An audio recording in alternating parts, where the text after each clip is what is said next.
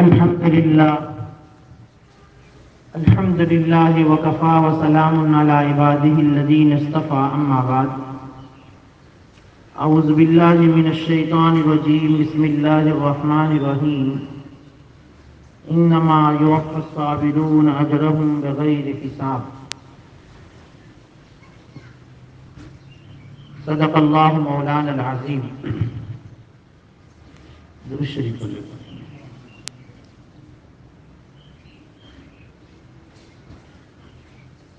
واجب الاحترام بزرگوں، انسان دنیا کی زندگی میں مختلف حالات سے گزرتا ہے. کبھی حالات اس کے موافق ہوتے ہیں، کبھی حالات اس کے مخالف ہوتے ہیں. کبھی حالات خوشی کے ہوتے ہیں، کبھی حالات غمی کے ہوتے ہیں. کبھی حالات اپنے طبیعت کے موافق ہوتے ہیں، کبھی حالات طبیعت کے مخالف ہوتے ہیں. اللہ تعالیٰ نے اس دنیا کو غم، مصیبت، پریشانی اور خوشی اور راحت کے ساتھ مرکب پیدا فرمایا ہے. مطلب یہ ہے کہ حالات الگ الگ ہوتے ہیں. خوشی کے حالات بھی ہوتے ہیں، غمی کے حالات بھی ہوتے ہیں. ایک حالت پر آدمی برقرار نہیں رہتا.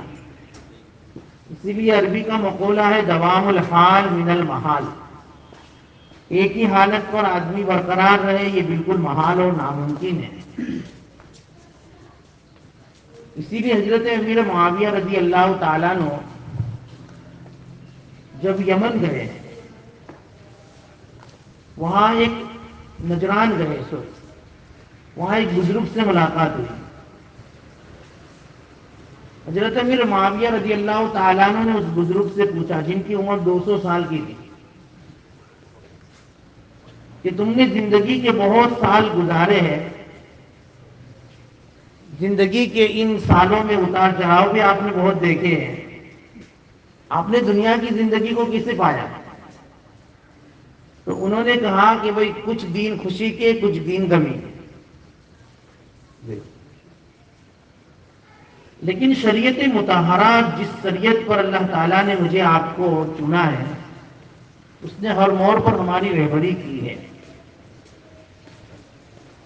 اللہ تبارک و تعالیٰ نے انسان کو اعتدال کی زندگی دی کہ حالات اگر تمہارے مخالف ہو تو صبر کرو، حالات تمہارے موافق ہو تو شکر کرو. صبر اور شکر یہ دو پر ہے جو انسان کو روحانی پرواز تک پہنچاتے ہیں. جتنے آدمی صبر کے ساتھ زندگی گزارے گا، اتنا ہی دنیا اور آخرت میں اس کا مقام بلند ہوتا جائے گا. اور جتنی اللہ کی نعمتوں پر شکر کرے گا، اتنی ہی اللہ تعالیٰ نعمتوں میں اضافہ کرے گا. یہ بالکل پکی بات ہے. قرآن کریم میں اللہ تعالیٰ فرماتے ما یفعل اللہ بعذابکم ان شکرتم وآمنتم. اللہ تمہیں عذاب دے کر کرے گا کیا؟ اللہ کو تمہیں عذاب دینا اچھا تھوڑی لگتا ہے. ہاں، اگر تم شکر کرو اور اگر تم ایمان لے آؤ، اللہ تمہیں عذاب نہیں دیں گے. ہاں، لیکن آج میری اور آپ کی سب سے بڑی کمزوری اور کمی یہ ہے کہ تھوڑی بھی تکلیف اور پریشانی آ جائے تو واویلا کر بیٹھتے ہیں، اور نعمتوں پہ نعمتیں اللہ دے رہے ہیں.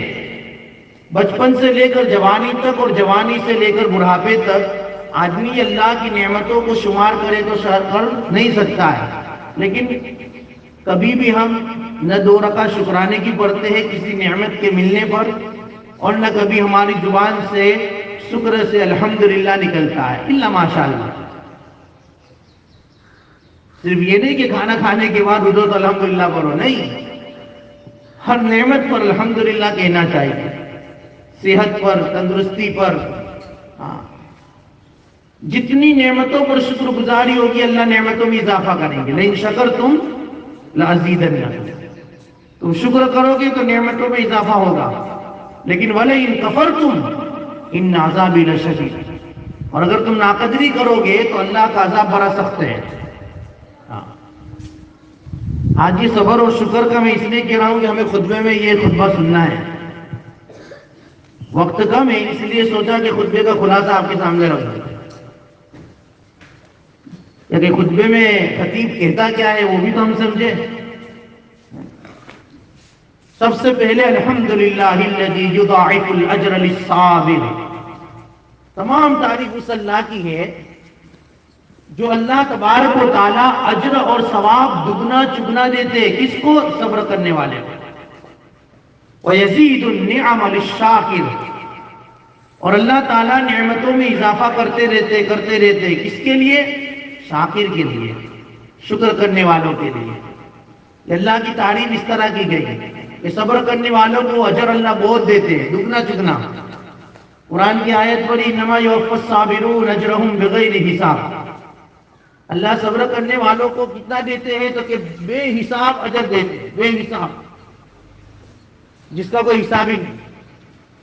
ہمارے استاد حضرت مولانا انور صاحب قاضی دامت برکاتہم، وہ تو یہ انما یوفی الصابرون اجرہم بغیر حساب، جو بخاری کے درس میں یہ آیت آئی تو انہوں نے ترجمہ یہ کیا کہ اللہ صبر کرنے والوں کو اچک ثواب دیتے ہیں۔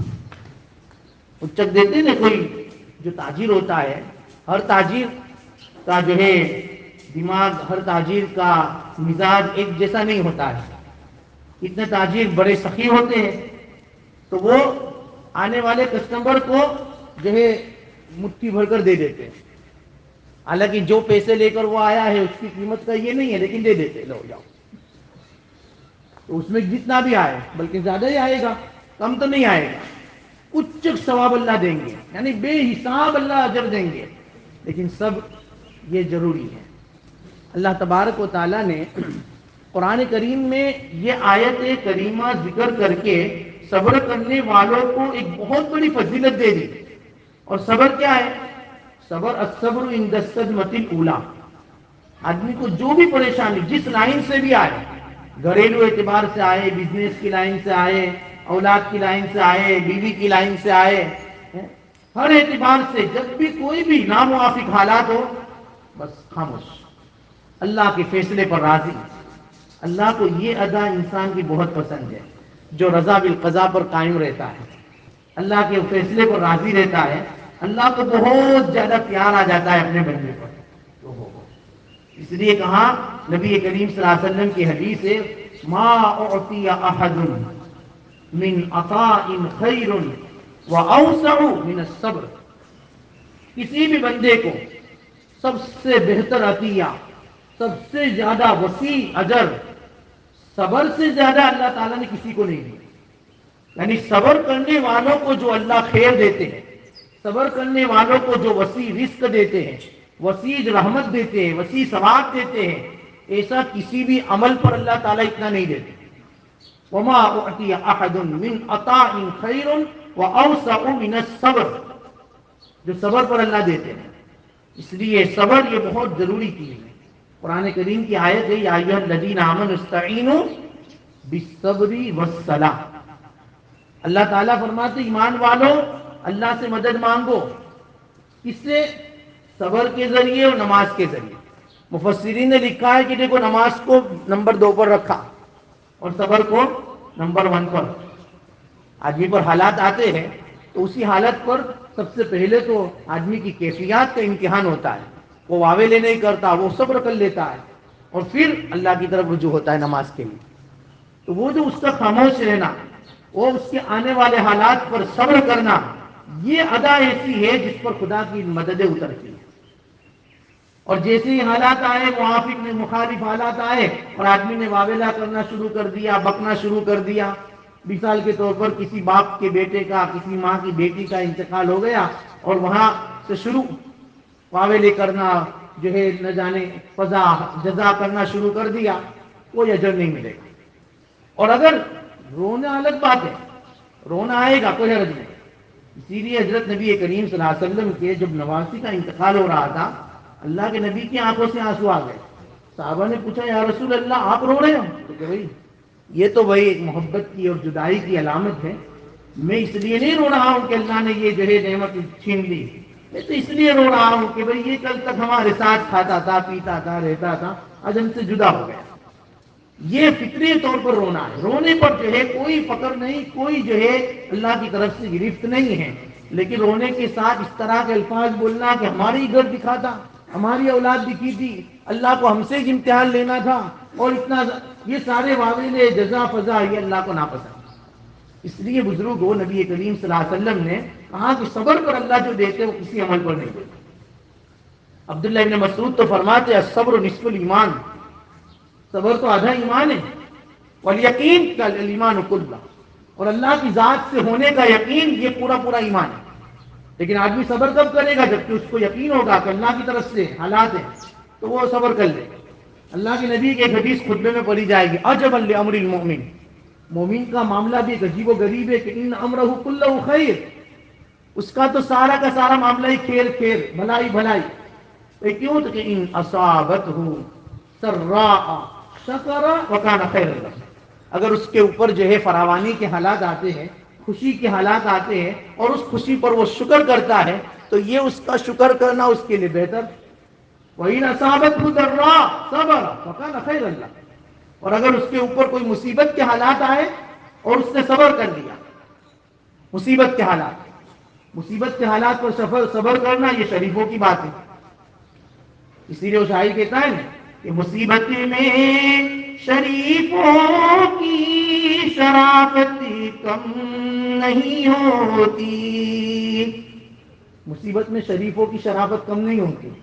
وہ شریف جو ہوتے ہیں اس کی شرافت اسی حالات میں پہچانے جاتے ہیں کہ مصیبت میں شریفوں کی شرافت کم نہیں ہوتی، کرو سونے کے دو ٹکڑے اس کی قیمت کم نہیں ہوتی۔